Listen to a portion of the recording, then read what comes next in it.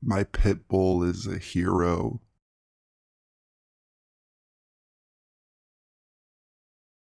My husband began working overnights a few months ago, so this means my dog and I usually watch TV and sleep the night away before he gets home.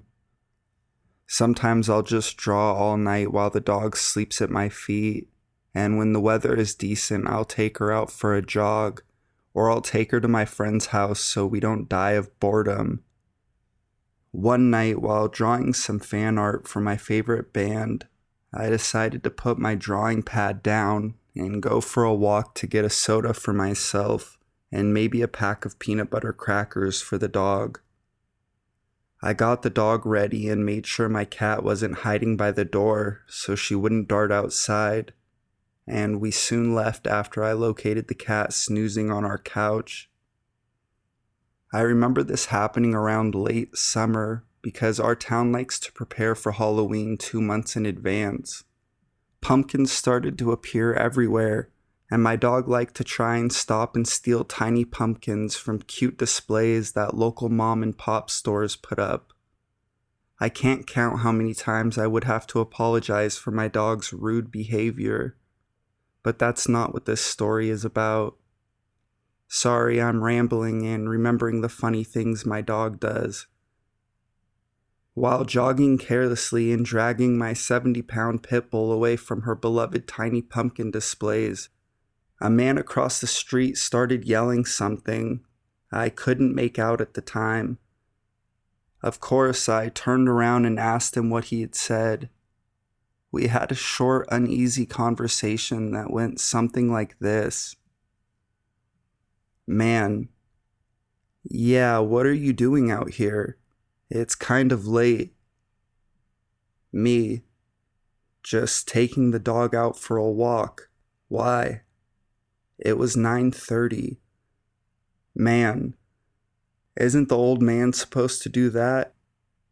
Me, wondering if I even knew this asshole. Uh, he'll be back from work when I get home." "Man, oh really? Does he always let you take the dog out this late?" After the man said that, he started moving across the street quickly and wouldn't break eye contact with me. I started backing away like I was ready to run, but my 70-pound blue pit bull mix started growling and snarling. Somehow my dog knew shit was not right at all. The man snapped out of his bullshit and looked down to see my dog flashing her pearly white teeth. My dog lowered her head and stared this idiot in the eyes. The man tried to laugh it off and took one more step forward. This sent my dog into a fucking rage. My dog lunged and barked like she was going to rip his head off. I thank God I had a grip on her leash, otherwise this man would have been doggy kibble. The man finally got the hint and turned back. He said something else I couldn't make out as he left. I don't want to know what he would have done, but I was happy to have my dog with me that night. I just wanted to add that my dog has always been a very friendly dog, and she never has tried to attack anyone before or after this incident. Again, I am just so glad that she was there to save my ass from some idiot that night. So, creepy guy that's overly concerned about women that walk their dogs at night, let's agree to never meet again, or my dog may take a good bite of your ass next time.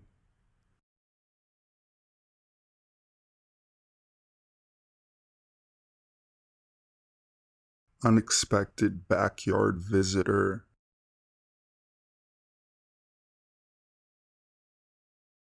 This is an actual experience that makes me peep out of my kitchen blinds every morning before I turn on the light. Cut to the encounter. It's dawn, so still a little dark even though the blinds are all open in the kitchen. I flip on the light and start feeding the cats as usual.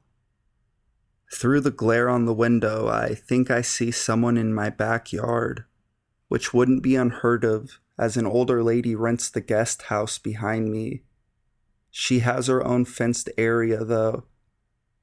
I get closer and lose my breath as a scraggly middle-aged stranger is in a robe in my backyard, staring at me.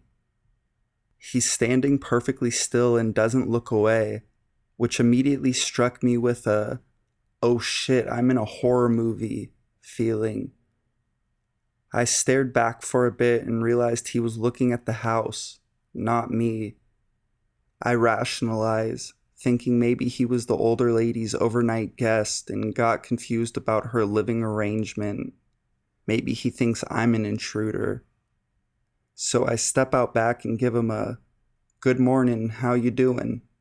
as I walk up and try to determine his eye line. He answers back normally as if nothing about the situation is weird. Note, he has not made eye contact. He is still staring at my house. I then voice the classic passive-aggressive suburbia threat. "Can I help you?" "I'm your neighbor. I think my kid's toy is on your roof." Two things. I know my neighbors. He was not familiar. Also, what kid lands a toy on a roof at this hour? I tell him I'll go up and check after work, kind of shooing him out. He doesn't move, just keeps staring. I repeat, "I'll check after work. You can go.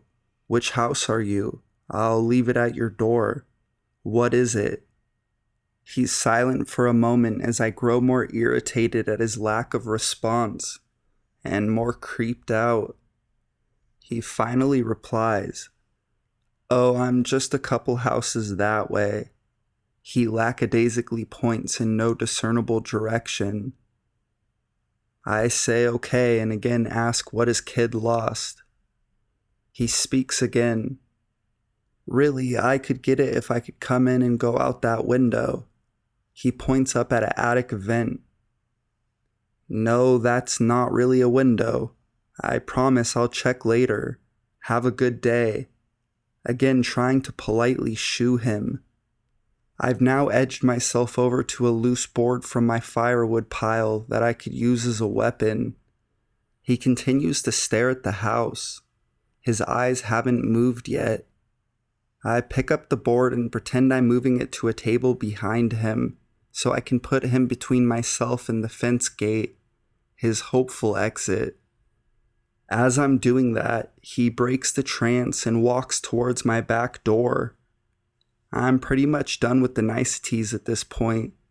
I run up to block him, board in hand, and deliver the weakest intimidation speech ever. "Look, man, I don't know who you are, but I'm sorry. Maybe I don't remember you. It's early, but I can't let you into my house. Please, I'll look on the roof later."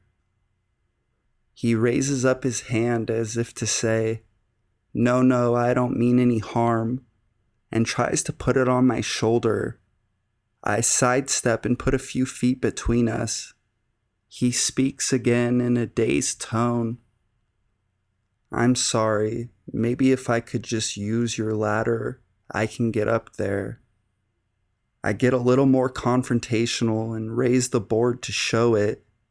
Not cocked, but visible. "Dude, I said I'd look later. Please leave. I have to get ready for work."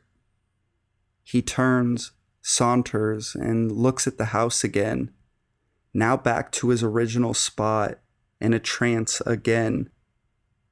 "Please leave." My yell rolls off him. He isn't even listening. But after a yawn, he does casually make his way back down the side of the house.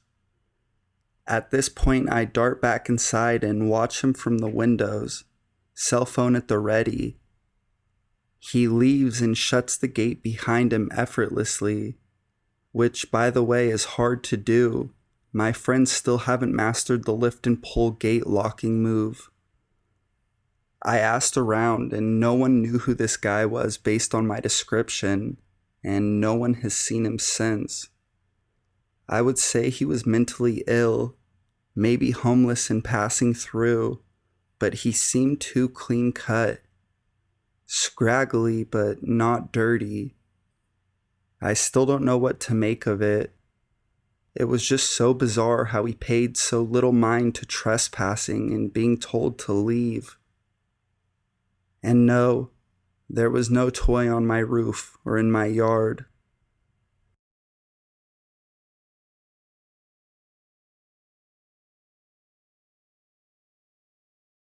Man in red pickup truck. I just discovered this sub today and have spent the past few hours here, and it makes me want to share a story of my own. I was in middle school, so I was 12 to 14 years old, a girl. I was walking home from school in Brooklyn, New York. This blonde man in a red pickup truck pulls over and calls over to me through the passenger window. I stop walking and stare at him. I do not recall what he said initially, but he had asked me if he can come to my house because he needed to use the bathroom. I said that there's a store and a restaurant up 2 blocks that he can go to, and pointed up at it. He resists and asks again, and I again repeat that the store and restaurant is right there. He then asks me if I can come over to him and help shield him while he pees. Luckily, I was walking on a large sidewalk/street that consisted of a huge apartment condo. He was parked right up to the sidewalk. If he wanted to kidnap me in broad daylight, he would have to walk more than 10 feet to where I was standing.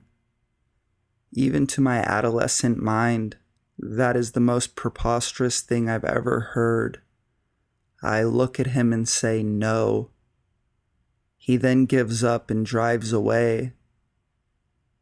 I remember being shaken and scared and watched his truck fly down the street. Even though I knew he was gone and it probably didn't make much of a difference, I walked down the driveway 1 block away from my actual house to throw him off. Reading the stories here, my dad is right. Humans are definitely scarier than any animal or paranormal shit.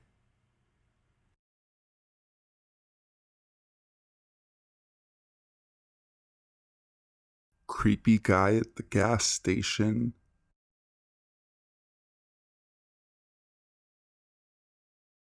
When I was 20 and attending school, I lived in a college town a couple of hours away from where the rest of my family lived.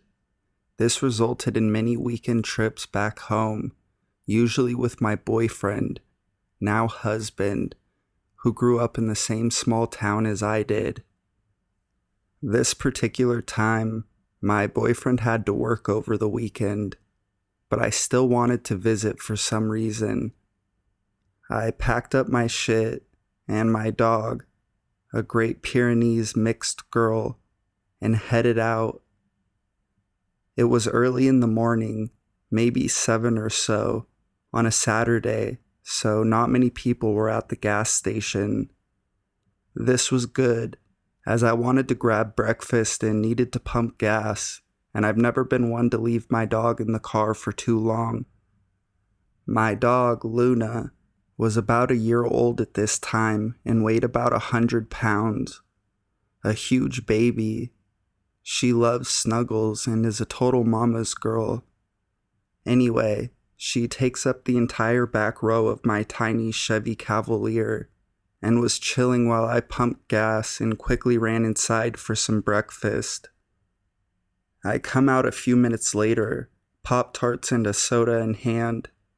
I noticed that an older man has made his way over to my car from a beat-up truck and is watching Luna in the back seat.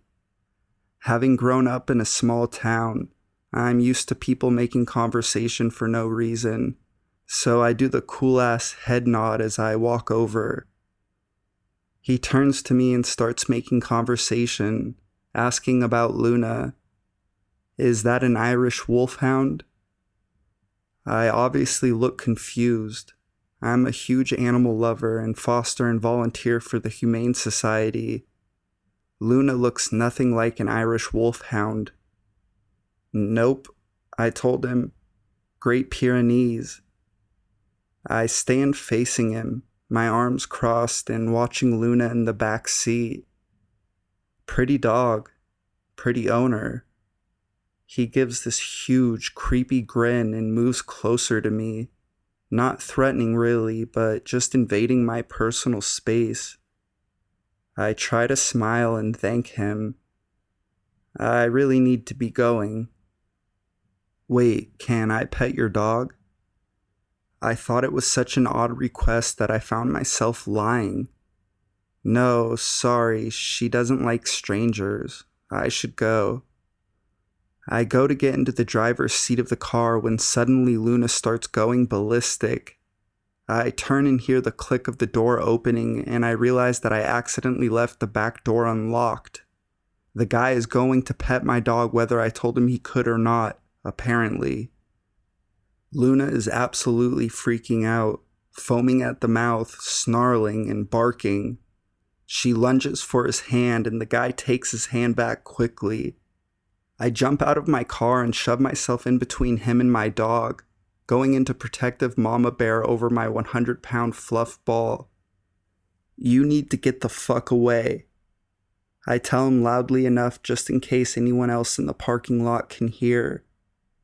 He doesn't listen and starts yammering on and on about how he just wants to pet the dog and will not leave. So I let Lou out of the car. My normally sweet dog turned into an absolute hellhound, snapping at the guy and growling and barking. Finally, he backed off, and I hurriedly got Luna into the car and locked the doors, peeling out of the parking lot. I have no idea what he wanted with petting my dog or why he would open my car door without permission. All I know is that he yelled something about seeing me later as I left, and I have never felt so weirded out by a stranger in my life. Needless to say, I was glad I brought Luna along, and she was treated to a cheeseburger at our lunch stop. I haven't traveled without her since. So, creepy guy at the gas station who wanted to pet my dog. Consider yourself lucky you didn't get your arm ripped off. And let's not meet ever again.